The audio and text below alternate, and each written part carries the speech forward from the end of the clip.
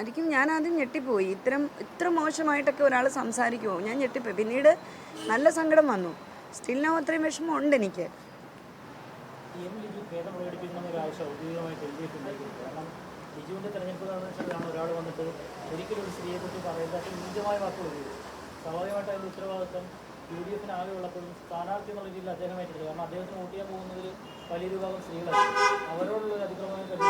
ഇവിടെ ശ്രദ്ധേയമായിട്ടുള്ള കാര്യം താങ്കൾ പറഞ്ഞ ഭാഗം വെച്ചിട്ട് പറഞ്ഞാൽ, ഈ UDF നേതാവിൻ്റെ പരാമർശത്തിന് ശേഷം സ്ഥാനാർത്ഥി ഉൾപ്പെടെ UDFൻ്റെ പ്രമുഖരായ 1 ഡസനിലേറെ ആളുകൾ സംസാരിച്ചു. അവരാരും തന്നെ ഇദ്ദേഹം നടത്തിയ ഈ പരാമർശം സ്ത്രീവിരുദ്ധമാണെന്നും ഇത് പാടില്ലായിരുന്നുവെന്നും ഞങ്ങളതിനോട് ക്ഷമ ചോദിക്കുന്നുവെന്നും അവരാരും തന്നെ ആ കൺവെൻഷനിൽ പറഞ്ഞില്ല.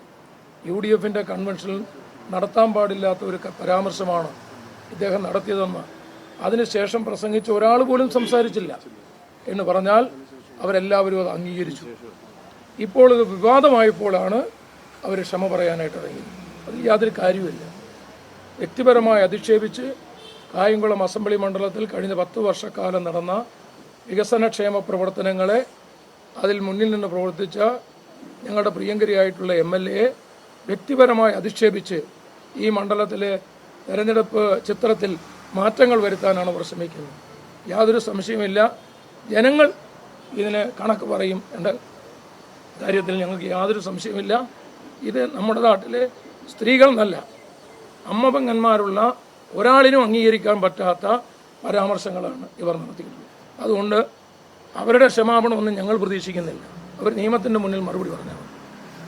ഞങ്ങൾ ഈ നാട്ടിലെ ജനങ്ങളോടാണ് അഭ്യർത്ഥിക്കുന്നത്. ഇതിന് മറുപടി ഈ നാട്ടിലെ ജനങ്ങൾ പറയണമെന്ന് വളരെ ഹൃദയത്തിൽ തട്ടി ഞങ്ങൾ ആവശ്യപ്പെടുകയാണ്.